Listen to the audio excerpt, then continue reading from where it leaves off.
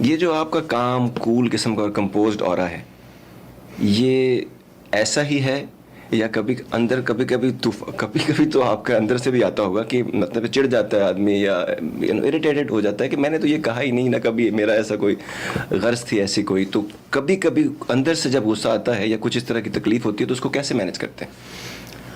اب تو آتا ہی نہیں، لیکن ایسا نہیں کہ میں ہمیشہ سے اسی طرح تھا. جی.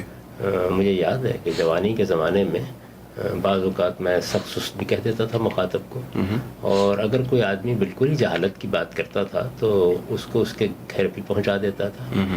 لیکن پھر میں نے سوچا کہ یہ علم کی زندگی نہیں ہے. سر.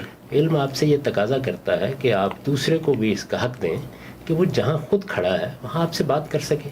یہ ایک شخص اس تجربے سے گزرا ہی نہیں جس سے میں گزرا ہوں. سر. اس نے وہ سفر ہی نہیں کیا جو میں کر چکا ہوں. وہ جس جگہ کھڑا ہے، جو اس کا ذہنی اسٹرکچر بن چکا ہوا ہے، وہ اس کے اندر ہی سے بات کرے گا. تو جیسے جیسے اس حقیقت کا مجھے ادراک ہوتا چلا گیا اور میں نے اس کے ساتھ اپنے آپ کو ہم آہنگ کر لیا، اس کے بعد مجھے کبھی غصہ نہیں آتا. اب آپ 10 گھنٹے بیٹھ کر جو کہنا چاہتے ہیں کہتے رہیں.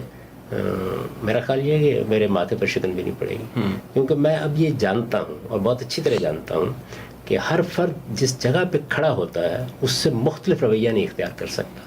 مثلا ہمارا جو مذہبی پس منظر رکھنے والا نوجوان ہے، اس کو یہ بتایا گیا ہے کہ ہمارے بزرگوں کی ایک روایت ہے، ہمارے کچھ مدارس ہیں، ان میں بڑے بڑے لوگ پیدا ہوئے ہیں، اگر کوئی چیز اس سے ہٹ کر تمہارے سامنے آتی تو وہ درست نہیں ہو سکتی.